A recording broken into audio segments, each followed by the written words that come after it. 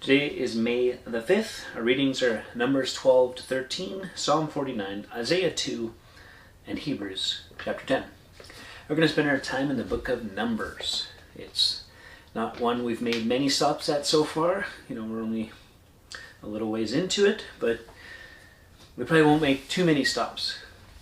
But these two chapters have some interesting things. So chapter 12, we have Miriam and Aaron coming against Moses because of who he married. Ooh. And so that causes them to come up with this idea, verse 2. Has the Lord indeed spoken only through Moses? Has he not spoken through us also? And the Lord heard it. They're like, is it only Moses that gets to talk? I'm pretty sure God's speaking through us. And the Lord heard it. And the man Moses was very meek, more than all the people who were on the face of the earth. Now, obviously, God has instructed Moses to write that. Or it was put in it later. We don't know. But there's something to be said for that to follow right after. It indicates that this issue isn't an issue of leadership. It's not really an issue of are they called or are they being used by God? It's an issue of their heart and their desire to usurp authority, to be in charge, to be the one that everyone looks to, and to not be under authority. And so the opposite of all that is meekness and humility. God's going to create a little meeting, and he will make it all clear. And God is not happy with Miriam and Aaron. And what happened? Verse 10, the cloud removed from the tent. Miriam was leprous like snow. Aaron said to Moses, "O my Lord, do not punish us, because we have done foolishly and have sinned. Let her not be as one dead, whose flesh is half eaten away when he comes out of his mother's womb." And Moses cried to the Lord, "O God, please heal her, please." But the Lord said to Moses, "If her father had but spit her in her face, should she not be shamed 7 days? Let her be shut outside the camp 7 days, and after that she may be brought in again." Now, there's a lot of ways we could take this chapter, and we can go, man, apparently God likes Moses and doesn't like Aaron and Miriam, and yet it's more a hard issue. And that's why right away God brings out the character of Moses that he wanted to highlight in that chapter, the meekness of Moses, as opposed to the haughtiness or the pride in Miriam and Aaron. And so there's a little season there of judgment, of consequence for their sin. And we can't take it too far, right?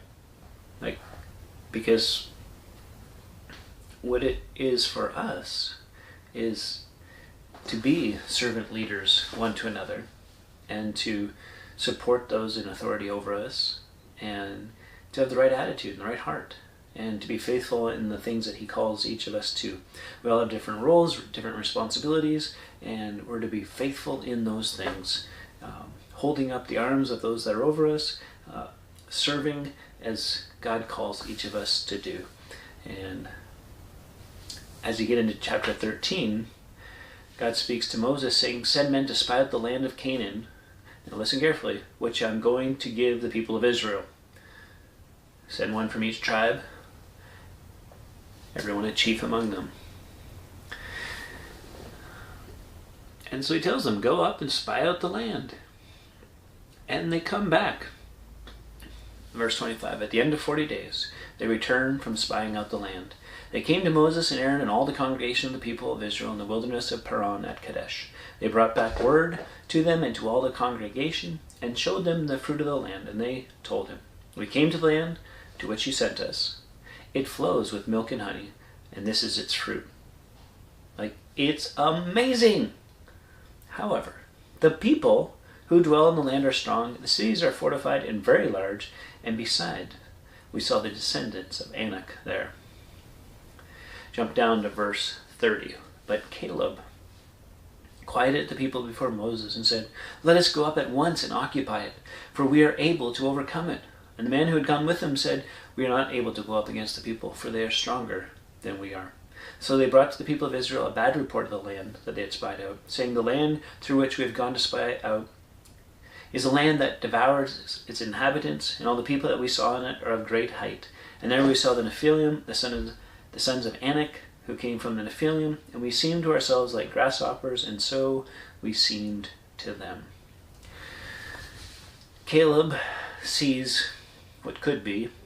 Everyone else sees what is. Ultimately, they're going to believe the 10 over the 2, Caleb and Joshua. And it's an interesting thing to think about. Are we living by faith or by sight? Living by sight means we don't move until we know, until we're sure. It means we wait till we can see it, figure it out. Faith, there's some risk. Faith, there's some gaps. But God's already said, here's what I'm going to do.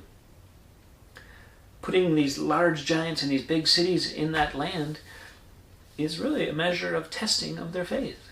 For them to go, yeah, no problem. Like Caleb's like, we can do it. We're able to overcome. Why? Because he's trusting that God is going to intervene. God's before them. And even Moses, he could have brought up that, as he heard about the report. He could have said, well, we did ask God to go with us, and if he wouldn't go with us, not to move us.